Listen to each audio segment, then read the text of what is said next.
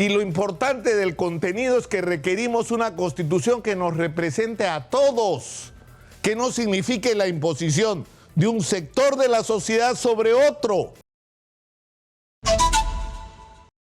Ha ocurrido algo en Chile que es trascendente para el Perú.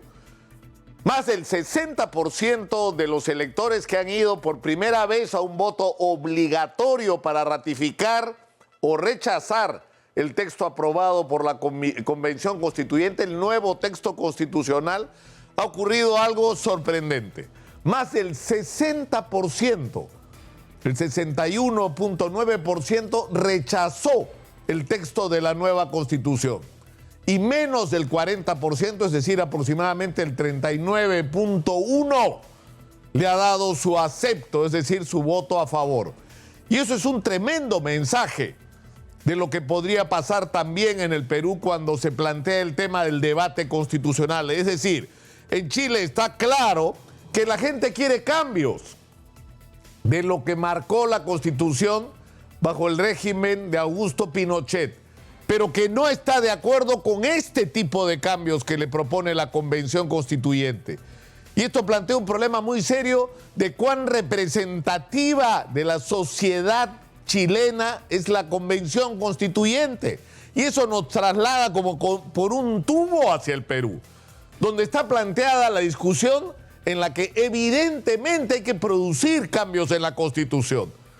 El solo desmadre político que estamos viviendo hoy es producto de los defectos de nuestra Constitución, de la falta de definiciones, por ejemplo, solo para referirnos al asunto político.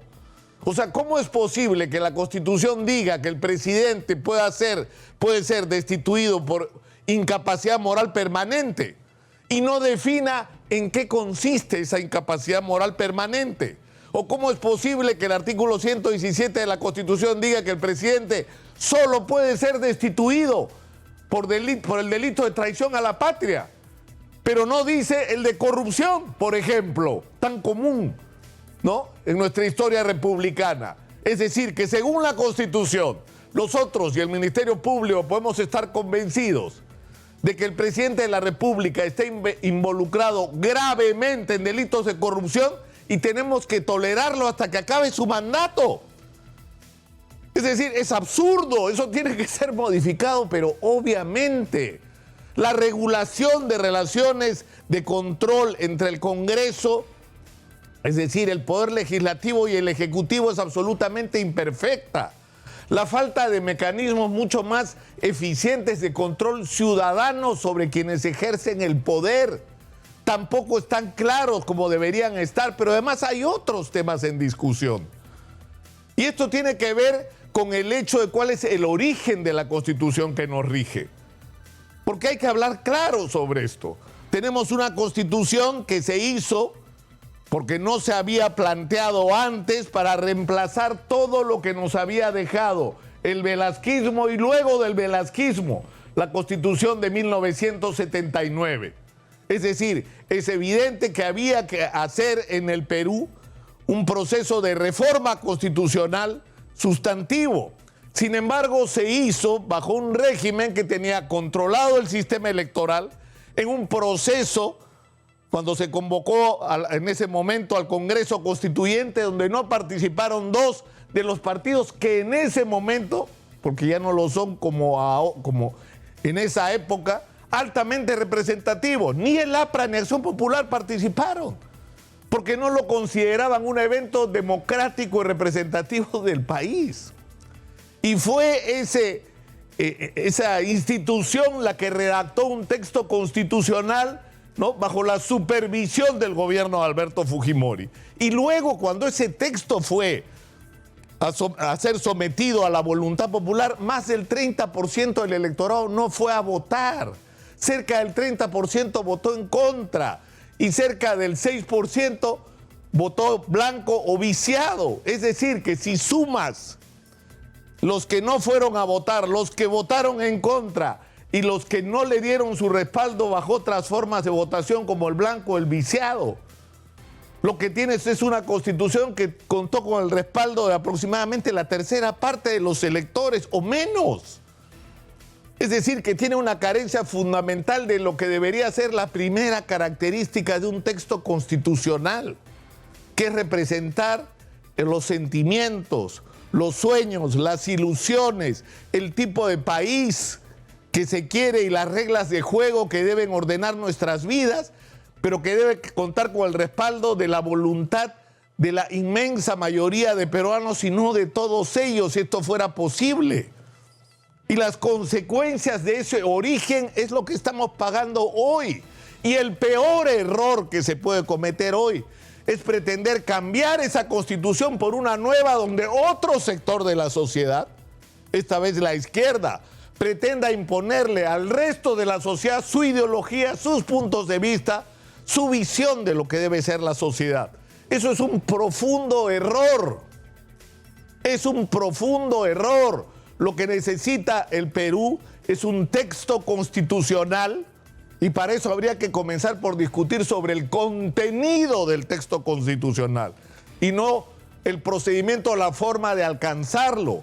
Y lo importante del contenido es que requerimos una constitución que nos represente a todos, que no signifique la imposición de un sector de la sociedad sobre otro, sino que sea capaz de representarnos a todos y que en el Perú pueda haber gobiernos de derecha, de centro y de izquierda y que esto no signifique que cada vez que cambie el gobierno tenga que plantearse la discusión sobre el cambio de la Constitución, porque lo que tiene que recoger la Constitución son los objetivos comunes, no los objetivos parciales de cada sector político.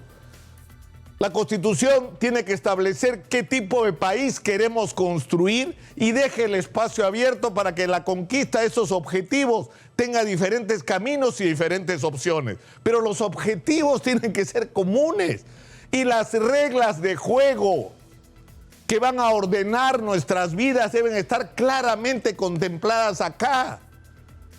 Y eso significa un altísimo nivel de consenso. La Constitución de una república tiene que representar eso, el consenso. Esa tiene que ser la prioridad, no la confrontación, no la imposición de las ideas de unos sobre los otros. Pero además, en el caso del Perú hay incluso un requisito previo, porque hay gente que insiste que plantear la urgencia de una asamblea constituyente. ¿Y quién va a estar en esa asamblea constituyente? ¿Me pueden decir? O sea, ¿quién va a representarnos o representar a los ciudadanos en los partidos actuales? Que son clubes electorales, que son franquicias, donde la gente paga por una candidatura a alcalde, a gobernador regional o hasta congresista. O sea, estos son los partidos que nos van a representar en el caso eventual de que en algún momento hay una asamblea constituyente en el Perú. Las cosas no se pueden poner de cabeza. En el Perú hay hoy una profunda crisis de representación. Si uno somete a encuesta la voluntad popular hoy, la gente pediría que se vayan todos. Y si algo detiene el que esta idea de que se deben ir todos se convierta en una torrente social corriendo, caminando por las calles y protestando, es que no hay el sentimiento de qué vendría después.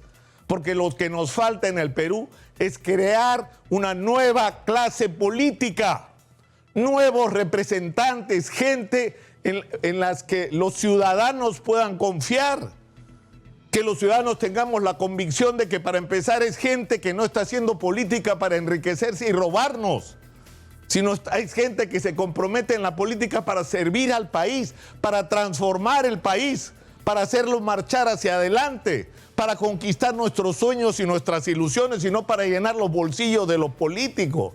Y la tarea de crear esa nueva clase política está pendiente y es previa a cualquiera otra.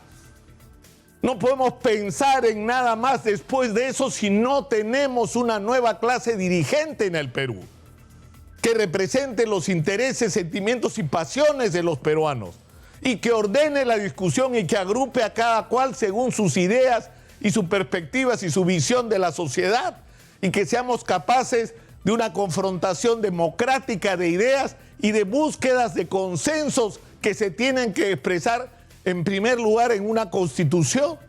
Pero ese es el camino y eso es lo que hay que entender. Insisto, repito, La Constitución no puede ser concebida como un instrumento para que unos sometan a otros a sus ideas por escasas minorías. Una Constitución no puede tener menos del 75% de respaldo de la sociedad, y me quedo corto incluso con eso. Debería haber artículos, la inmensa mayoría de ellos, que deberían tener el respaldo del 100% de los ciudadanos si esto fuera posible, porque, insisto, tiene que representar lo que nos une, no lo que nos divide. Lo que tiene que hacer la Constitución es establecer precisamente todo lo que nos es común y establecer las reglas de juego de cómo vamos a organizarnos para manejar nuestras diferencias.